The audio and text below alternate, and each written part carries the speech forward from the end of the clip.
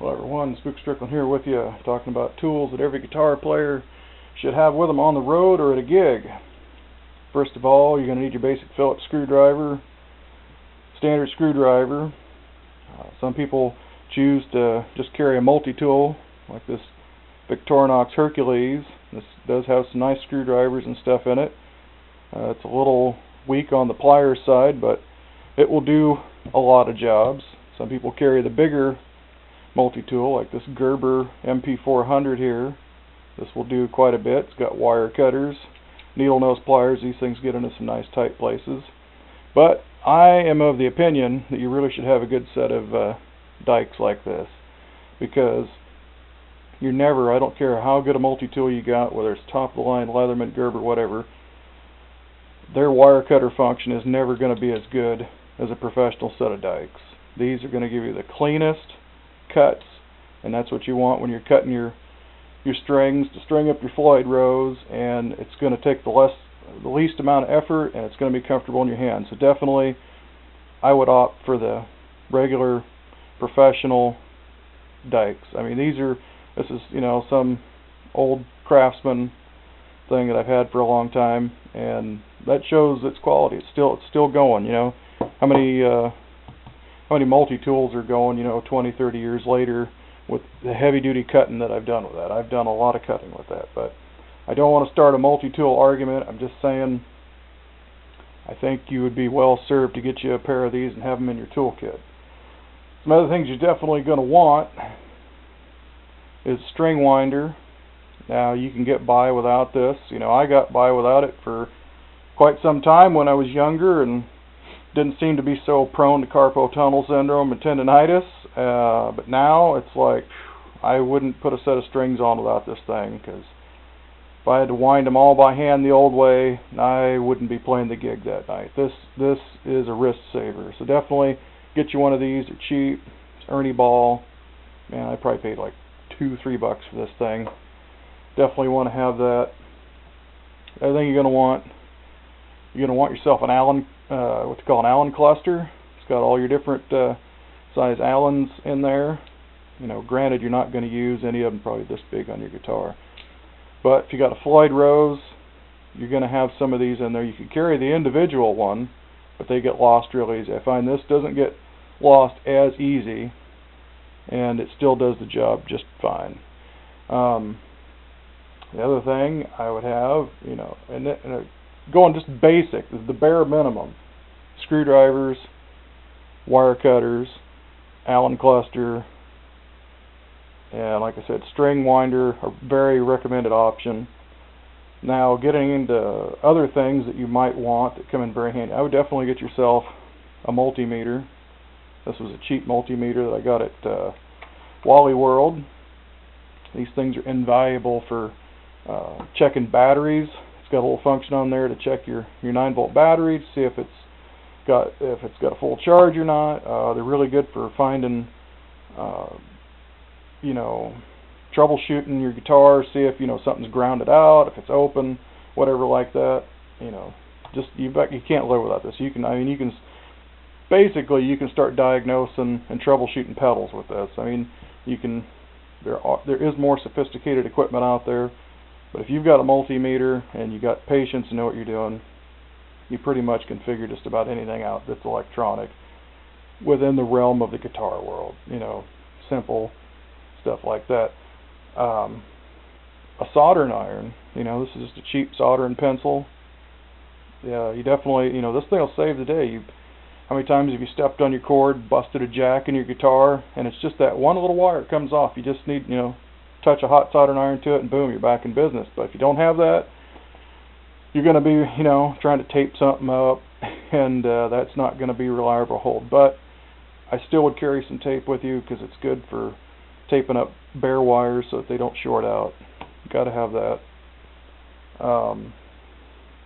Fingernail clippers. A lot of people overlook these things. You bust a fingernail, if you're a fingerstyle player like I am, and you bust a nail right before a gig, you're screwed. And if you try and use, the scissors in your multi-tool, yeah, it'll get the job done, but not very well. You want something good. These are just, China, Wally World fingernail clippers. Actually, these are toenail clippers, which I prefer because I like the radius. I like a much bigger, flatter radius on my fingernails, and you've got a lot more control.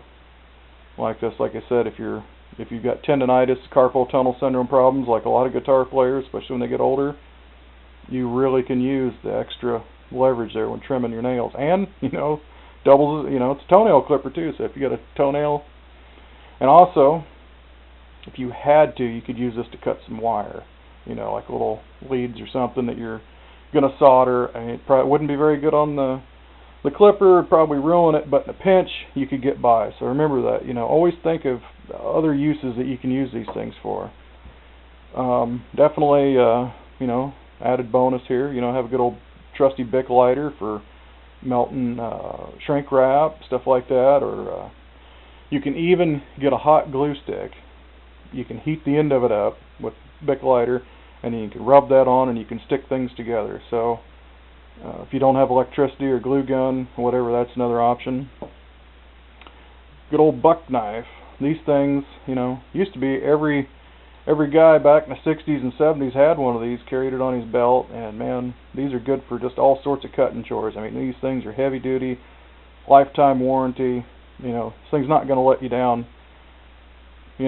Not everybody's into having a big knife like this anymore, but I tell you, that thing comes in handy.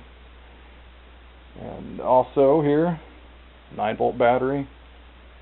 Have at least one of these for a spare. If you've got pedals, whatever, have a spare. Even if you don't, just have a spare for the bass player, the second guitar player, for the direct box that they're using to mic up, somebody or whatever.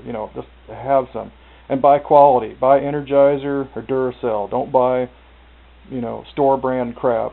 Get a good one because these will last. They'll hold their charge, and you get what you pay for when it comes to batteries, for sure.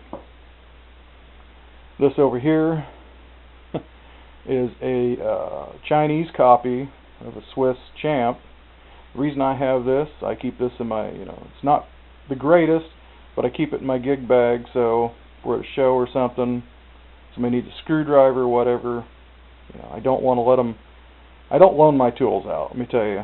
I don't, because things don't come back, or if they come back, they're in a lot worse shape than you loaned them out. It's not a good idea. I was a mechanic when I was younger, and learned a lot of things the hard way about loaning tools.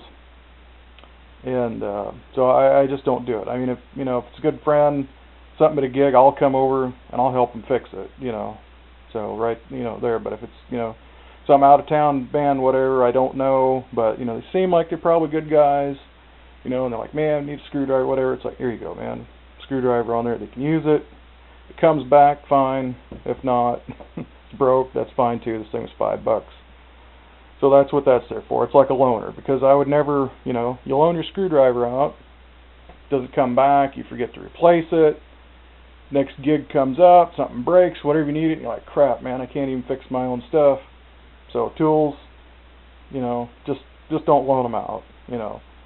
Like I said, if they're friends, whatever, you don't want to burn a bridge there, so just, go over and help them out. I get, and I'll say, if it was a really, really good friend and I know they know how to use tools or whatever, and they're trustworthy, that's one thing, but it's just a good general policy. Don't loan your tools out.